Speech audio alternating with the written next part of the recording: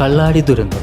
മണ്ണിടിച്ചിലിൽ മരിച്ചവർക്കും പരിക്കേറ്റവർക്കും നിർമ്മാണ കമ്പനി നഷ്ടപരിഹാരം നൽകുമെന്ന് മന്ത്രി ടി സിദ്ദിഖ്. മരിച്ച കമ്പനി ജീവനക്കാരായ 7 പേരുടെ കുടുംബങ്ങൾക്ക് 6 ലക്ഷം രൂപ അടിയന്തര സഹായം നൽകുമെന്ന് മന്ത്രി പറഞ്ഞു. കരാർ ജീവനക്കാരനായ അൽമോന്റെ കുടുംബത്തിന് 5 ലക്ഷം രൂപ അടിയന്തര സഹായമായി നൽകും. പരിക്കേറ്റ 9 പേരിൽ 6 പേർക്ക് 2.5 ലക്ഷം രൂപ അടിയന്തര സഹായം നൽകുമെന്നും കമ്പനി ഉറപ്പു നൽകിയതായി മന്ത്രി അറിയിച്ചു. ഗുരുതരാവസ്ഥയിൽ കഴിയുന്ന 3 പേർക്ക് 2.5 ലക്ഷത്തിൽ കൂടുതൽ തുക നൽകാൻ നിർദ്ദേശിച്ചതായും മന്ത്രി ടി സിദ്ദിഖ് പറഞ്ഞു. മണ്ണിടിച്ചിലിൽ അടിഞ്ഞുകൂടിയ മണ്ണ് മാറ്റാൻ ദിലീപ് ബിൽഡ്കോൺ കമ്പനിക്ക് നിർദ്ദേശം നൽകി. സ്കൂളടക്കം ആവശ്യ സർവീസുകൾക്കുള്ള വാഹന ഗതാഗതം മീനാക്ഷി പാലത്തിലൂടെ അനുവദിക്കും. പാലത്തിന്റെ ബലക്ഷയം പരിശോധിക്കാൻ PWDയെ ചുമതലപ്പെടുത്തിയതായും മന്ത്രി അറിയിച്ചു. പശ്ചിമേഷ്യ വീണ്ടും കലുഷിതം. അനുവാദമില്ലാതെ കടന്നെന്ന് പറഞ്ഞ് ഹോർമൂസിൽ വീണ്ടും ചരക്ക് കപ്പൽ ആക്രമിച്ച് ഇറാൻ.